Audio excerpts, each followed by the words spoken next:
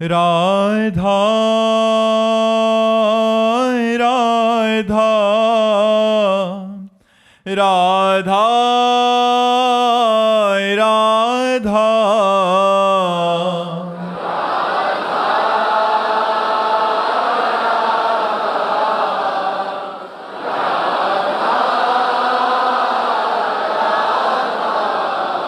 हाय राधा राधा राधा राधा राधा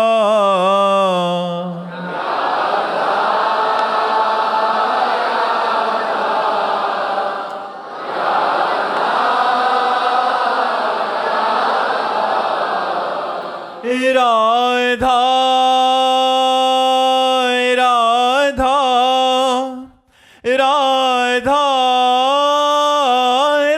राधा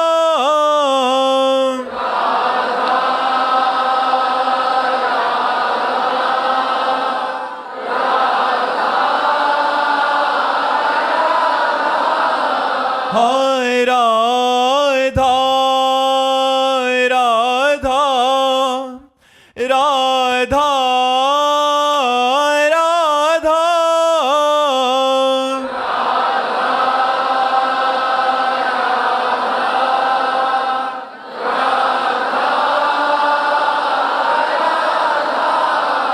हाय राधा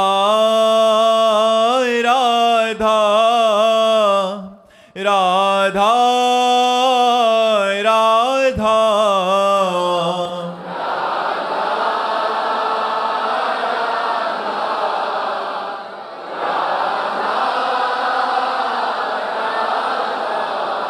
हाय राधा राधा राधा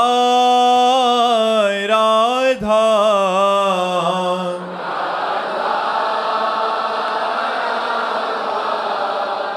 राधा राधा श्री राधा वल्लभ लाल की समस्त संत हरि भक्तन की श्री वृंदावन धाम की सतगुरुदेव भगवान की। अंकुश तिवारी जी मुंबई से। राधे राधे महाराज जी। महाराज जी आपने अपनी डायरी के बारे में काफी बार सत्संग में बताया, महाराज जी उसकी सबसे महत्वपूर्ण बात कौन सी लगी आपकी डायरी के बारे में? आप बोलते थे कि कोई महापुरुष आपको कुछ बोलता था तो डायरी में आके लिख लेते थे जब आप साधन अवस्था में थे, तो महाराज जी आपकी सबसे महत्वपूर्ण बात उसमें क्या लगी? महाराज निरंतर भजन करने की प्रेरणा जिन जिन महापुरुषों से मिली उन महापुरुषों के वचन लिख करके सबका सार हम पूरी डायरी का बता रहे हैं कि हमको निरंतर भगवान की स्मृति में लगे रहना चाहिए। नाम मंत्र कथा नाम कीर्तन सत्संग इन सबको मिला करके हम अपने समय को कर्तव्य को भी कृष्णार्पणम मस्तु करके हर समय में भगवान से जुड़े रहना चाहिए। और पूरा वो तो ग्रंथ लिखा हुआ है, हाँ जुड़े रहना चाहिए। एक लाल स्वामी जी संत मिले थे, बड़े योगी थे, गंगा के किनारे एकांत खेचरी मुद्रा में रहते थे। तब उन्होंने रात्रि में वो मिलने का समय दिया, तो रात्रि में उनके पास गए तो पास बैठा ला और वो कुछ ही वचन बोले थे। उन्होंने कहा जैसा सोचोगे वैसा बन जाओगे, जैसा बनना वैसा सोचिए, असंग रहिए, किसी का संग मत कीजिए। दो तीन बातें उन्होंने बोली, तो वो बातें डायरी में लिख करके जैसा सोचोगे वैसा बन जाओगे, जैसा बनना है वैसा सोचिए। और दूसरी बात असंग, किसी का तो आज तक हमारा कोई दोस्त नहीं हुआ और कोई दुश्मन नहीं, सबसे प्यार है, सबसे अपनापन है, लेकिन हमारा पर्सनल कोई नहीं है। प्रिया प्रीतम के सिवा, आचार्य के सिवा, गुरुदेव के सिवा हमारा पर्सनल कोई नहीं कि महाराज के पर्सनल व्यक्ति हमारा कोई नहीं है। तो डायरी की कृपा से ही हमारा जीवन चला है और डायरी में प्रधानता उड़िया बाबा के वचन और सिद्ध महापुरुषों के वचन। अंशना भार्गव जी दिल्ली से। राधे राधे महाराज जी।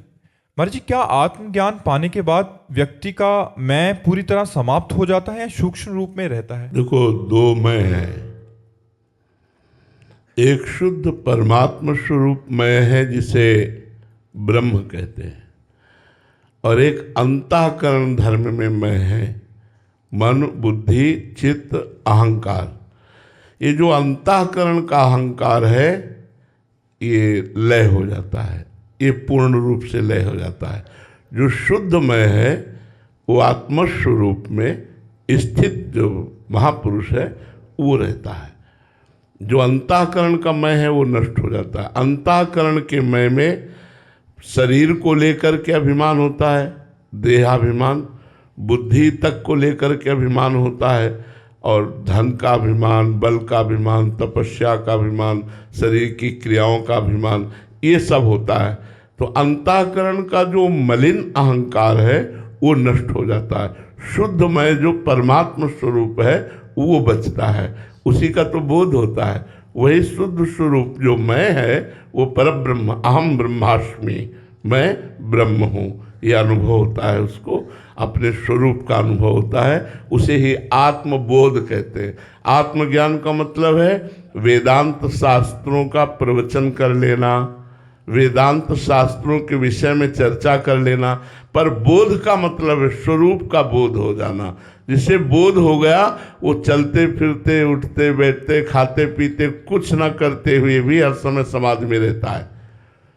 क्योंकि जो कर्ता भाव अहंकार था, अहंकार विमूढ़ आत्मा कर्ता हमिति मन्यते, जो कर्ता भाव था, भोक्ता भाव था, वो ज्ञान के द्वारा लय हो गया।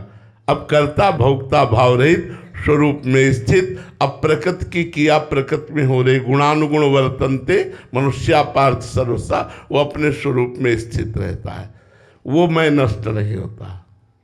गौरव चौहान जी मध्य प्रदेश से। महाराज जी, उमा राम सुभाई जाना, ताही भजन तजी भावन आना, ये संवाद जासु उर आवे, रघुपति चरण भगति सोई पावे। महाराज जी, इस चौपाई का वास्तविक अर्थ कैसे समझे और इसको जीवन में कैसे उतारें? पहले तो जिसका स्वभाव समझना है उसके प्रभाव को तो समझिए। प्रभाव को समझोगे तब स्वभाव समझ में आएगा।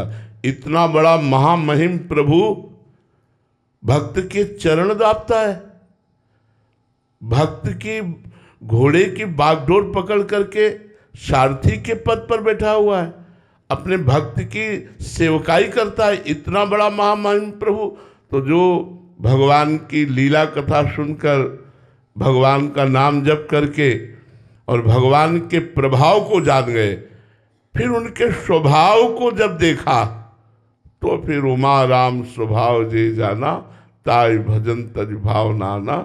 इतने महामहिम प्रभु और मैं इतना नीच, और इतना कृपा, इतनी कृपा, लुट जाता है भक्त, लुट जाता है। एक बार स्वामी श्री अखंडानंद जी ने पूज्य भाई जी महाराज से पूछा कि आपकी प्रिय बात कोई हो तो बताओ। तो भाई जी ने यही चौपाई कही थी, आंसू बहाते हुए। अश्रु प्रवाह होने लगा और कहने लगे, उमा राम स्वभाव जे जाना, ताई भजन तज भाव नाना। भगवान के स्वभाव को जान गए। अस स्वभाव कौन सुने न देखूं, ऐसा न कहीं स्वभाव देखने में आया न सुनने में आया। क्या एक बार आप भगवान की शरण में हो गए, आपसे लाखों अपराध बन गए तो भी भगवान आपको त्यागते नहीं। जन अवगुण प्रभु मान न काऊ, दीन बंधु अति मृदुल स्वभाव। राहत न प्रभु चित्त चूक किए की, करत सुरत सहबार ही की। ये मेरी शरण में है, बस इसी बात से भगवान उसका कल्याण कर देते हैं। इसीलिए उमा राम स्वभाव जे जाना, ताई भजन तज भाव। भगवान को केवल हृदय से एक बार स्वीकार कर लो, सब बात बन जाएगी। वो अपने प्रभाव और स्वभाव दोनों का अनुभव करा देंगे।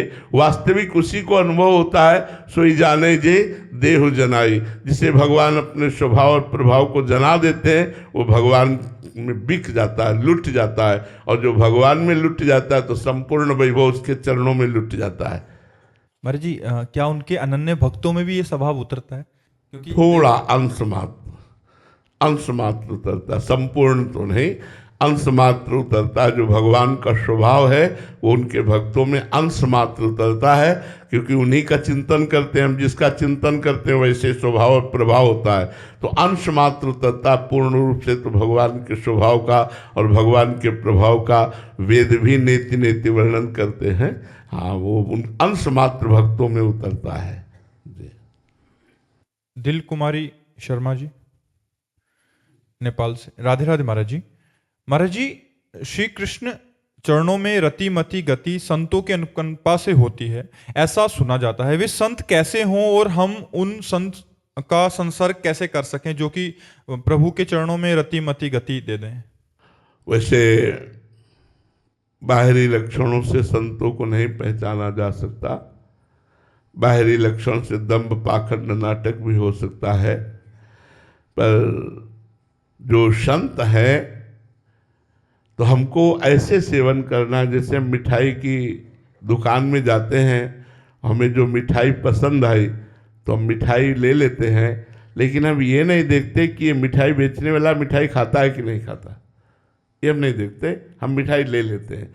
ऐसे ही जब संत बोलते हैं तो भगवत चरणारविंद से युक्त चित्त करके बोलते हैं। हमको उनके वचनों का पालन करना है, वो चलते हैं कि नहीं ये हमें नहीं देखना। अगर हम ऐसे देखने लगेंगे तो सब संतों में दोष पैदा हो जाएगा और हम परमार्थ लायक ही नहीं रहेंगे। बाहरी लक्षण ये है, एकदम साधारण लक्षण हम आपको बता रहे हैं, जिनके संग से हमारे दोष छूटने लगे, जो हमारे गंदे दोष है, शराब पीना, मांस खाना, नाना प्रकार के गंदे आचरण करना, जिनकी बात सुनकर, जिनके संग से हमारे दोष छूटने लगे, हमारे हृदय में ये बात आने लगे कि मैं बहुत अधम जीव हूँ, मैं बहुत नीच हूँ, क्या भगवान की हम पर कृपा होगी, और भगवान की तरफ हमारे कदम बढ़ने लगे, जिनकी वाणी सुन करके भगवान में हमारी रति होने लगे, जिनके पास बैठने से हृदय शांत होने लगे, जिनके देखने से ऐसा लगे कि मैं देख तो पहली बार रहा हूँ, लेकिन ऐसा लगता है कि इनसे मैं बहुत परिचित हूँ और बार बार देखने की इच्छा हो, ऐसा तो ये बाहरी लक्षण है। और आंतरिक लक्षण है जो सहनशील है, जो धैर्यवान है, जो परोपकार संपूर्ण लोगों के प्रति भगवत भाव रखता है, जो किसी की अपेक्षा नहीं रखता, जो निर्मोह है, जो मान रहित है, जिसमें किंचित मात्र किसी के संग का प्रभाव नहीं पड़ता है, जो मान अपमान निंदा स्तुति इन सब में समान भाव है, मानापमानस तुल्यो तुल्य निंदात्म संस्तुति, जो इस कोटि का महापुरुष है। पर ये बाहरी लक्षण तो है नहीं, अंदर के हैं, इसलिए इनको पहचानना कठिन है। हम बाहरी भगवत भाव मान लेते हैं। जब हम किसी श्री विग्रह में, पाषाण मूर्ति में भगवत भाव मानकर भगवान को प्राप्त कर सकते हैं, तो हम संत भगवान में भगवान का भाव रखकर क्यों नहीं प्राप्त कर सकते? इसीलिए भगवान श्री राम जी ने नवधा भक्ति में 7वीं भक्ति कही है, सातों सम मोहिमय जग देखा, मोते अधिक संत कर लेखा। यदि हमारे अंदर साधु के प्रति भगवत भाव आ जाए तो हमारी बात बन जाए। सब में भगवान विराजमान है, फिर साधु में तो विराजमान है ही। अगर हम ये खोजने चले कि कोई हमको ऐसा संत मिले जो भगवत प्राप्त हो, तो हमारे पास भगवत प्राप्त होगा तो भी हम नहीं जान पाएंगे, क्योंकि हमारे को भी तो भगवत प्राप्त होना चाहिए, तभी हम जान सकते हैं भगवत प्राप्त है। हमारी प्राकृतिक बुद्धि भगवत प्राप्त महापुरुष को कैसे जान पाएगी? बाहरी लक्षणों से तो नहीं जाना जा सकता कि ये संत हैं कि नहीं। हम अपने भाव से संत मान लेते हैं और हमारे ऊपर कृपा भगवान की होगी। संत पर भाव करने से भगवंत की कृपा से हमारे सारे कार्य बन जाएंगे परमार्थ के। ऐसे हम खोजने चले तो दोष दृष्टि हो जाएगी। संतों की हमने सिद्ध महापुरुषों को भी देखा है, उनके बाहरी व्यवहार एकदम साधारण पुरुष जैसे होते हैं, उनको कोई पहचान नहीं सकता। देखने पर यही लगेगा ये हमसे भी साधारण है और बड़ी उच्च कोटि की स्थिति के महापुरुष है। एक स्वामी अनंग बोधाश्रम स्वामी जी थे, बचपन से महान बैरागी। चित्रकूट में रामलीला हो रही थी, तो जब राम वनवास का प्रसंग चला तो वो बालक ही थे, भाग पड़े घर से, भगवान वनवास को गए, अब मैं आजीवन वनवास में रहूंगा, ऐसा उन्होंने निश्चय किया। और गंगा का किनारा पकड़ा तो एक स्वामी शंकरानंद जी महापुरुष, बड़े सिद्ध महापुरुष थे, वहाँ उनको संतोष प्राप्त हुआ, उनके चरणों में लौट गए और कहा स्वामी जी मैं संन्यास लेना चाहता हूँ। तो उनका इतनी कम अवस्था में संन्यास, तो उनका गुरुदेव मैं वचन देता हूँ कभी संन्यास धर्म के विरुद्ध आचरण नहीं करूँगा। तो सन्यास में दिगंबर किया जाता है, नग्न किया जाता है, बड़ी करुण उस समय स्थिति होती है। हाथ उठा के पूछा जाता है तुम्हारा कौन? तो नारायण के सिवा कोई नहीं। तो जब उनको दिगंबर करके सन्यास दिया गया और फिर जब बाहर निकले तो कहा लंगोटी धारण कर लो, तो उन्होंने कहा अब नहीं। एक बार जीवन में लंगोटी उतार दी, अब दोबारा जीवन में धारण नहीं। तो गंगा के किनारे पूरा जीवन तपती हुई धूप में, सर्दी में, बरसात में कभी वो छत के नीचे नहीं रहे, ऐसे ही दिगंबर रहते दिगंबर स्वामी। और सिद्ध महापुरुष करपात्री जी साष्टांग दंडवत करके कहते कि अगर चलते फिरते ब्रह्म का दर्शन करना है तो असनी में थे, असनी में स्वामी जी थे, असनी में अनंग बोधाश्रम स्वामी जी के दर्शन करो। तो बाहरी लोग ये जान ही नहीं सकते, बाहरी लक्षणों से संतों को नहीं पहचाना जा सकता। तो संतों का सहज स्वभाव, सरलता, भगवान की कृपालुता, ये हम सबका कल्याण कर देगी। बस हम भाव कर ले, हम संतों पर भगवत भाव कर ले। अगर वो कहीं धोखेबाज भी है तो हमारा भाव भगवान स्वीकार करेंगे और हमारा मंगल भगवान करेंगे। हम तो इतना ही जानते हैं कि वेश मात्र को प्रणाम करो, वेश मात्र की आराधना करो, इसी से भगवान प्रसन्न हो जाएंगे। और लक्षणों को पहचानना, तो जब तक आप में लक्षण नहीं आएंगे तब तक आप पहचान नहीं सकते। रमेश जी हल्द्वानी से। राधे राधे महाराज जी। गुरुदेव भगवान, हम आपके द्वारा दिए गए समस्त नियमों का पालन करने का पूर्ण प्रयास करते हैं। हमने एक बार एकांतिक वार्तालाप में आपके श्रीमुख से सुना था कि प्रकट में गुरु दर्शन का विशेष महत्व है और गुरु कृपा तभी सुलभ होती है जब अंतःकरण गुरु आज्ञा की प्राप्ति के लिए लायित रहता है और गुरु अपनी दिव्य कृपा दृष्टि से शिष्य को योग्य बना लेते हैं। हम जैसे आदम जनों को गुरु आज्ञा का बोध कैसे हो महाराज जी, कैसे इस आपके योग्य बने गुरुदेव भगवान की निजता वैसे जो सत्संग होता है, अगर आप अपने में ऐसा भाव रखते हैं कि मैं किसी संत का शिष्य बनना चाहूँ, तो सत्संग में भगवान ही बोलते हैं। संतों की वाणी में बैठकर भगवान बोलते हैं। हमें सत्संग की बात को पकड़ना चाहिए। अगर पर्सनल आदेश उपदेश ना मिले गुरुदेव से, तो जो गुरुदेव सत्संग में बोले वो बात पकड़नी चाहिए। वो सार्वजनिक बात होती है, उससे सबका मंगल हो जाएगा। हमारा आपका प्रगट में परिचय हो या ना हो, यदि आप राधा नाम जप करते हैं, हमारी बात मानते हैं, तो हमारा आपका संबंध दृढ़ है। जहाँ हम जाएंगे वहीं आप जाओगे, ये विश्वास कर लो। जहाँ हम जाएंगे वहीं आप जाओगे। यदि आप हमारी बात मानोगे और राधा नाम जप करोगे, तो कोई भी संकट आपको परास्त नहीं कर पाएगा, कोई भी विपत्ति बाधा आपको परास्त नहीं कर पाएगी, और आप माया से मुक्त हो जाएंगे। बहुत कठिन है काम आदि दोषों से मुक्त होना, बहुत कठिन है। आप लोग शायद नहीं जानते हैं, क्योंकि आप उसी में फिसले हुए हैं। जब उनसे निकलना चाहे तब पता चलता है ये योद्धा कितने बलवान हैं, मार मार करके पूरे संसार को गिरा रहे हैं। काम, क्रोध, लोभ, मोह, मद, मत्सर, ये 6 जो है बहुत बड़े विकार हैं, और हर अंतःकरण में अपना प्रभाव रखते हैं। वही अंतःकरण जो भगवान के भजन में निरंतर लगा है, वही बच सकता है। रोमिल जी वृंदावन से। राधे राधे महाराज जी। महाराज जी, कुछ समय पूर्व एकांतिक वार्तालाप में आपके श्रीमुख से सुना था कि जब आपको मंत्र का साक्षात्कार हो जाएगा तो गुरुदेव के स्वरूप का भी साक्षात्कार हो जाएगा। महाराज जी, मंत्र का साक्षात का भावार्थ क्या है? इष्ट के स्वरूप का प्रकाशित हो जाना, इष्ट की लीला का प्रकाशित हो जाना, हर समय मंत्र सामने विराजमान रहना। जपा नहीं जाता, फिर अजपा चलता है। हर समय मंत्र छाया रहता है। मंगलमय युगल सरकार का रूप, उनकी लीलाएं स्फुरित होती रहती हैं। तो गुरुदेव और कोई नहीं, युगल सरकार ही गुरुदेव बने बैठे हैं, ये अनुभव हो जाता है। मंत्र साक्षात्कार में संपूर्ण लीला प्रकाशित होने लगती है। खूब जप करो, लोक परलोक सब बन जाएगा भैया। हम सबसे हाथ जोड़ के कहते हैं हमारी बात मान लो, इधर उधर मन मत भटकाओ। जो तुम्हें नाम प्रिय लगे या जो गुरुदेव ने गुरु नाम दिया है उसको खूब जपो, उसी से मंगल हो जाएगा। नाम के सिवा कलयुग में कोई साधना सफल नहीं है। हर युग का अपना अपना प्रधान साधन पक्ष था।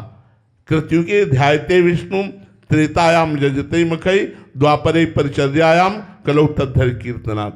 सतयुग में ध्यान के द्वारा भगवान की प्राप्ति होती थी, त्रेता में यज्ञ के द्वारा, द्वापर में पूजा के द्वारा, कलयुग में नाम के द्वारा। अगर नाम निरंतर जपने का अभ्यास ले लो, सब ठीक हो जाएगा, सब ठीक हो जाएगा। देखो, हम लाख कोशिश करते लेकिन हमसे पाप कर्म नहीं रुकते। आप सब लोग देखो, लाख कोशिश करते हो, जानते हो ये पाप है, फिर भी कर बैठते हो। नहीं खाना है, नहीं पीना है, नहीं भोगना है, फिर भी कर बैठते हो। क्यों?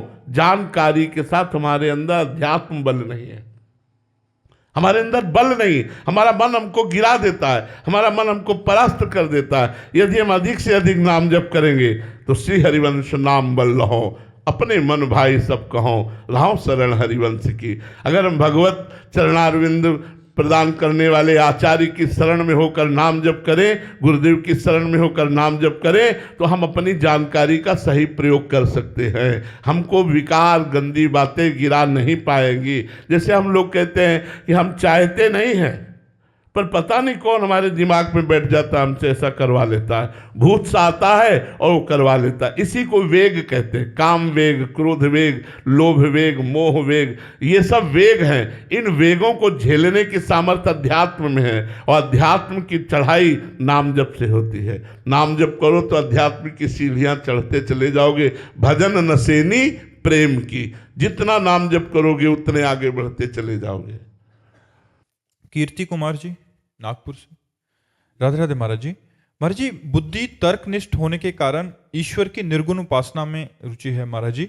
महाराज जी, कोशिश करता हूं कि ध्यान लगाऊं, बट एक कुछ समय ही, 1 या 2 पल ही शून्यावस्था नहीं, आती। किसका ध्यान?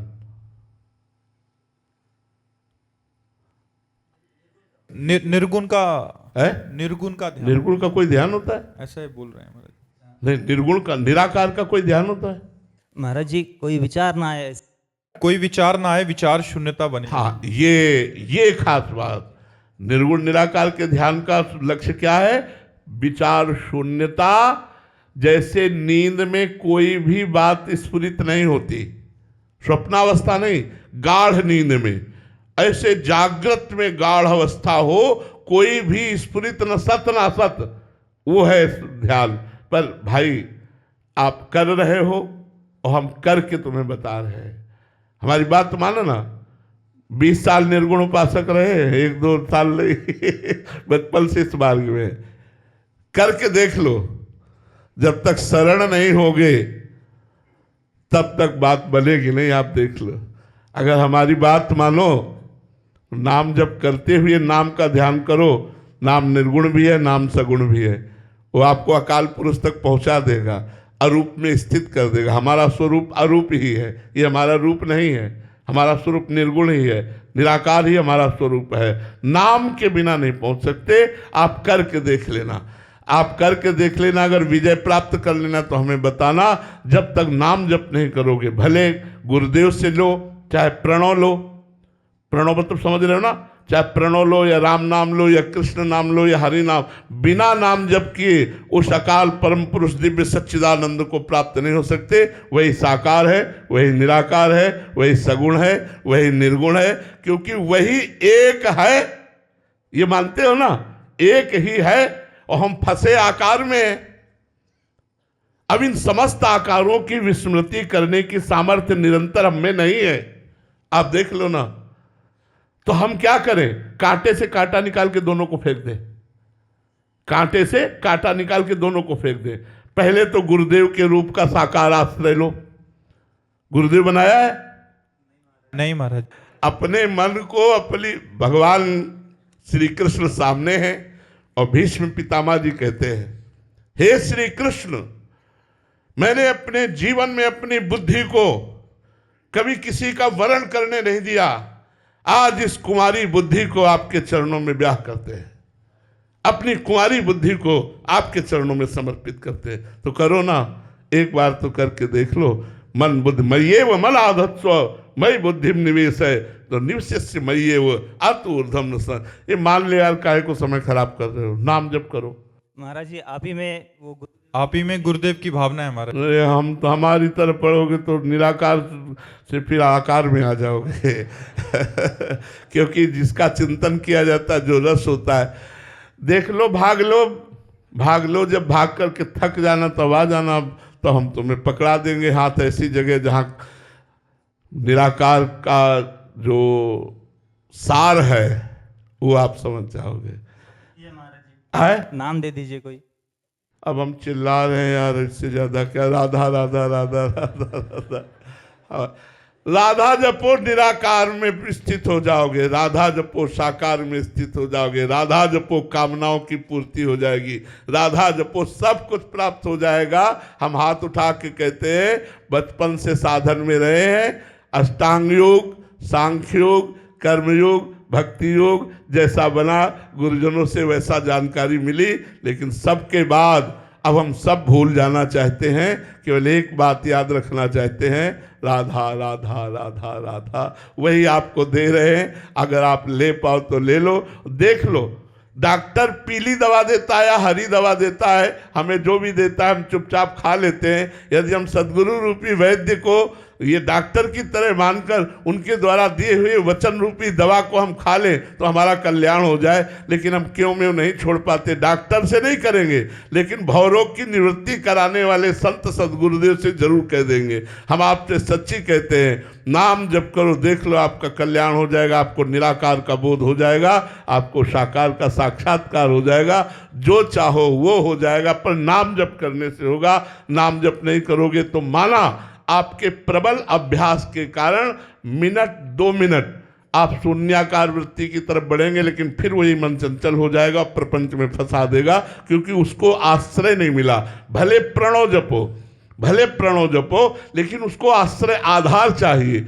समस्त आधारों का त्याग कर देना ही उसकी उपासना है, समस्त चिंतनों का त्याग हो जाना ही उस अचिंत का ध्यान करना है। इसलिए पहले चिंतन के द्वारा चिंतन को काटिए, भागवतिक चिंतन के द्वारा सांसारिक चिंतन को काटिए, फिर भागवतिक चिंतन से भी शांत हो जाइए तो आपका स्वरूप प्रकाशित हो जाएगा। जैसे निर्मल जलाशय में, शांत अचल जल में नीचे क्या हम देख सकते हैं? निर्मल जल है और अचल जल है, शांत जल है, तो हम नीचे देख सकते हैं क्या है। ऐसे ही निर्मल मन में और शांत मन में निराकार का अनुभव हो जाएगा। जब तक मन निर्मल नहीं होगा और शांत नहीं होगा तब तक अनुभव नहीं होगा। यद्यपि वो मन से परे है, पर अनुभव इसी से होगा। जैसे हमारा रूप कैसा है ये हम दर्पण के द्वारा देख सकते हैं, ऐसे सम अवस्था में को प्राप्त अंतःकरण के द्वारा अपने स्वरूप का अनुभव हो जाता है अपने आप से। लेकिन अंतःकरण को समता से युक्त करना पड़ता है, अंतःकरण को निर्विकार करना पड़ता है, अंतःकरण को निर्मल करना पड़ता है। इसलिए हमारी प्रार्थना नाम जप करो। अंकिता गोस्वामी जी भोपाल से। श्री हरिवंश महाराज जी मैं एक फिल्म मेकर हूँ, फिल्म बनाती हूँ। जब से राधा नाम जाप का प्रारंभ किया है तब से सांसारिक विषयों पर फिल्म बनाने का मन नहीं हो रहा महाराज जी। मैं आध्यात्मिक और भागवतिक फिल्मों का निर्माण करना चाहती हूँ महाराज जी।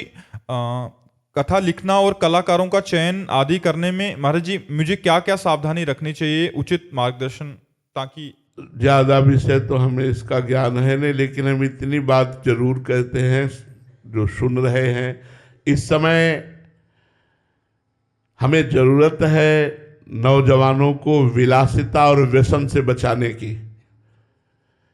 हमारी फिल्मों में यही परोसा जाता है, व्यसन और विलासिता यही परोसी जाती। अर्थ की प्रधानता रखकर निर्माता ये ध्यान नहीं देता कि हमारी फिल्में करोड़ों लोग देखेंगे, और जो देखा जाता है, जो सुना जाता है, उसी का मनन होता है, जो मनन होता है वही आचरण होता है।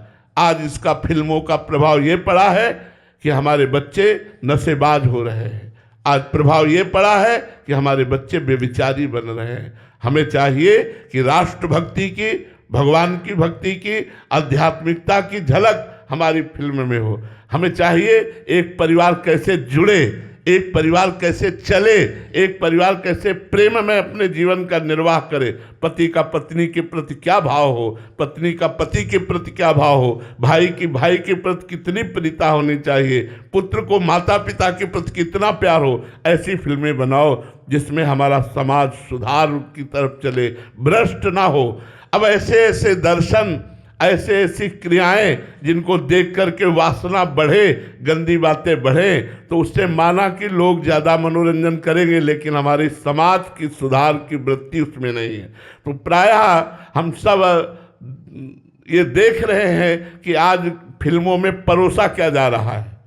आप लोग जो देख रहे होंगे प्रायः परोसा क्या जा रहा है, प्रायः विलासिता और व्यसन, गंदी बातें परोसी जा रही है। ये नहीं, हम सबसे प्रार्थना करते हैं कि आपका बहुत बड़ा समाज पर योगदान होगा यदि आप राष्ट्रभक्ति, भगवत भक्ति, हमारे वीर योद्धाओं की समर्पण करने वाले जो भारत में बलिदान हुए उनकी फिल्में बनाइए, उन महाभागवतों की फिल्में बनाइए जो अध्यात्म के बल से समाज को सुख प्रदान किया।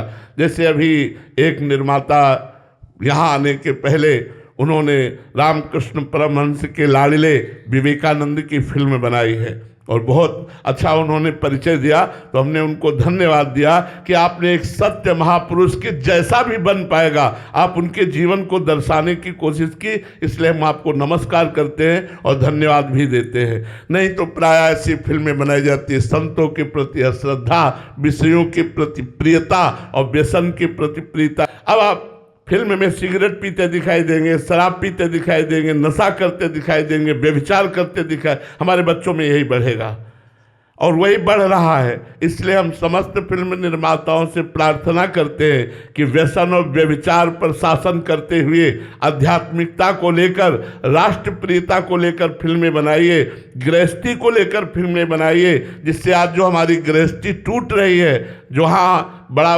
वैर कामना ये अशांति पैदा कर रही है, वो जुड़े, परिवार जुड़े, राष्ट्रप्रियता जुड़े, आध्यात्मिकता से लोग जुड़े, ऐसी फिल्मों का निर्माण करना चाहिए। वर्षा दामन जी। राधे राधे महाराज जी। महाराज जी, विपत्ति में विश्वास बनाए रखने की असली शक्ति कहाँ से आती है? राधा नाम में भारी से भारी विपत्ति और भारी से भारी कष्ट को झेलने की सामर्थ्य राधा नाम में है, राम नाम में है, कृष्ण नाम में है, गुरुदेव के द्वारा दिए हुए नाम में है, वाहेगुरु नाम में है। जो जितना नाम जप करेगा उतना ही वो सामर्थ्यवान बनता जाएगा। प्रवचन सुनने और प्रवचन करने से केवल काम नहीं चलेगा, नाम जप करने से काम बनेगा। जितना नाम जप करोगे उतने आप धैर्यवान और महान बनते चले जाओगे। आप देख लेना, नाम जप करो, हम कह रहे हैं ऐसा सिक्का है हर लोक में चलने वाला है। नाम जप करो, जो तुम चाहोगे तुम बन जाओगे, जो चाहोगे वो तुम्हें प्राप्त हो जाएगा। नाम जप करो, हम तुमसे सही कह रहे हैं, नाम जप करो, सब कामनाएं तुम्हारी पूर्ण हो जाएंगी, जो चाहोगे वो प्राप्त हो जाएगा। हमारी बात पर विश्वास कर लो। हाँ, थोड़ा गंदी बातें पहले बंद कर दो, मांस मत खाना, अंडा मत खाना, शराब मत पीना, पराई बहन बेटियों से गंदी बात मत सोचो और नाम जप करो, धर्म से चलो, देखो तुम्हारा मंगल हो जाएगा। बड़े बड़े कष्टों को सहने की सामर्थ्य भगवान के नाम में है। अरे संतों ने अपनी गर्दन कटवा दी नाम जप, पूरे शरीर में तप्त बालू जलती हुई डाली जा रही है, तप्त तवे पर बैठे हैं, कितना पीड़ा दे रहे हैं विधर्मी लोग, और वो कह रहे तेरा किया मीठा लगे, तेरा किया मीठा लगे। कितनी बड़ी सामर्थ्य नाम में है, ये गुरुजनों ने करके दिखाया है। इसलिए हम नाम जप करें, साधु संग और नाम जप, ये दो ऐसे साधन है जो आपको परमार्थ पे चढ़ा देंगे। साधन को हरिभजन है, कै सत्संग सहाय। प्रधान साधना भगवान नाम जप है और सत्संग उसकी सहायता करता है। इसलिए नाम जप करो और सत्संग करो। स्वामी गुणेशानंद जी महाराज। राधे राधे महाराज जी। महाराज जी, श्रीमद् भागवत में वृतासुर की स्तुति में जो भगवान के विरह की बात कही गई है, महाराज जी वो कैसे प्राप्त हो, मतलब वैसी कि कृष्ण में ही वृत्ति हो जाए? महाराज जी हमको देखना पड़ेगा गोपीजनों की दिनचर्या, उनकी प्रातः से लेकर सायं तक संपूर्ण दिनचर्या श्री कृष्ण में है। अगर वो बच्चा खिला रहे हैं तो कृष्ण गुणगान करते हैं, अगर वो पति को रिझा रहे हैं तो कृष्ण भाव में भावित होकर, अगर वो धान कूट रही हैं, लीप रही हैं, झाड़ू लगा रही हैं, बुहारी कर रही हैं, गाय दूह रही हैं, गाय को चारा दे रही हैं, जो भी क्रियाएं गोपी कर रही हैं, गोपी मोक्ष सन्यासिनी कही गई। सन्यास मोक्ष को प्राप्त होता है, लेकिन गोपी जनों ने मोक्ष का भी सन्यास करके श्री कृष्ण विरह में वो रस प्राप्त किया कि उद्धव जैसे ज्ञानी भी उनकी चरण धूलि चाहते। वंदे नंद ब्रज स्त्रीणाम पाद रेणुम अभिक्षुषा या सामहद कथोद्गीतम पुनाति भुवनत्रयम्। वो जो हमारी प्रातः चेतना से लेकर अचेत अवस्था तक की दिनचर्या है, इसमें भगवत विस्मरण ना होने पावे, ये हमें बात पकड़नी है, क्योंकि कोई भी शरीरधारी बिना कर्म किए नहीं रह सकता, कुछ न कुछ उससे कर्म बनेंगे। तो पहले ही हमें बात ध्यान देनी है, प्रतिकूल से विसर्जनम, भगवान के प्रतिकूल कोई आचरण न होने पावे। अब ये सबसे कठिन काम है। मतलब गोपी अपने पति को रिझा रही, लेकिन कृष्णाकार भावना में, उसकी वृत्ति कृष्णाकार है, पति में नहीं है। वो पुत्र को दुलार कर रही, लेकिन कृष्ण में। इसका प्रमाण मिलता है, जब बंसी बजी तो जो जहां जैसी थी वैसे ही छोड़कर आई ब्रजनारी सुनत बंसी लो, गृहपति बंधु विसारे, दर्शन मदन गोपाल मनोहर, मन ताप निवारे। हर्षित बदन बंक अवलोकन, सरस मधुर धुनि गावे, मधुमय श्याम समान अधर धरि, मोहन वेणु बजावे। जे ही वंशी ध्वनि कानों में पड़ी, पुत्र पति शरीर परिवार धन सबका विस्मरण, क्योंकि स्मरण तो श्री कृष्ण का ही निरंतर होता था। किसी भी क्रिया को वो करते हुए कृष्णाकार वृत्ति रखती थी। जैसे वो दही बेचने जा रही तो विक्रेतु कामाखिल गोप कन्या मुरारी पादार्पित चित्तवृत्ति, चित्तवृत्ति श्री कृष्ण चरणारविंद में अर्पित होने के कारण वो बेचने जा रही दही, और कहना चाहती हैं कि कोई दही ले ले दही, लेकिन निकलता है गोविंद दामोदर माधवेति। कोई माधव ले ले, कोई दामोदर ले ले, कोई गोविंद ले ले। क्या उच्च कोटि के। और इसीलिए परमहंस श्री सुखदेव जी ने, श्री उद्धव जी ने, बड़े बड़े महापुरुषों ने गोपी चरण वंदना की। इतनी ऊंची स्थिति, एक सेकेंड के लिए भी कृष्ण विस्मृति नहीं है, अखंड मुरारी पादार्पित चित्तवृत्ति। तो हमको पहले अपनी दिनचर्या में असत साधनों का त्याग करना होगा। हमसे कोई गंदी बात ना होने पावे, शास्त्र विरुद्ध आचरण ना होने पावे, फिर खूब साधु संग हो और निरंतर नाम जप हो और भगवान की लीला कथा का श्रवण करके मनन चिंतन हो। तो उस मनन चिंतन से भगवत मिलन की चाह होगी, और चाह में फिर विरह आग्नि पैदा हो जाती है, फिर जिया नहीं जाता। वो अहोभाग्य है, धन्य भाग्य है जो कृष्ण विरही है, जो भगवत विरही है, अहोभाग्य है, धन्य भाग्य है। तो उसका साधन तो यही है, प्रथमई सेवहु गुरु के चरण, जिन या धर्म कहो सब करन, नाम प्रताप बताइयो, जो हरिवंश नाम अनुसरहु, निस दिन गुरु को सेवन करहु, सकल समर्पण प्राण धन। संपूर्ण अपना अस्तित्व समर्पित करके गुरु चरणों की सेवा की जाए। जो नाम दिया, खूब निरंतर नाम मंत्र जब किया जाए, उसी से विराग्नि पैदा हो जाएगी। ऐसी भक्ति करो बहुकाल, गुरु उपदेश चलो यह चाल, ऐसी भक्ति करो बहुकाल, ये 9 लक्षण भक्ति के, या हरि भक्ति करे जब कोई, तब हरिवंश नाम रति होई। ये अगर रति प्रकट हो गई, फिर बात बन जाती, फिर तो विरह पैदा हो जाता है। मिलन के बिना हृदय तड़पने लगता है, जलने लगता है। नहीं खाद पान ते भावे है, नहीं कोमल वसंत सुहावे, सब विषय लगे ते खारा है, हरियासिक का मग न्यारा है। वो फिर विरह पैदा होता है। इसलिए प्रथम तो गुरुदेव के चरणों की सेवा, द्वितीय साधु संग, तृतीय खूब नाम जप, और चतुर्थ भगवान की लीला कथा सुन करके निरंतर चिंतन करना। अंतर न पड़ने पावे हर समय, तभी विराग्नि पैदा होती है।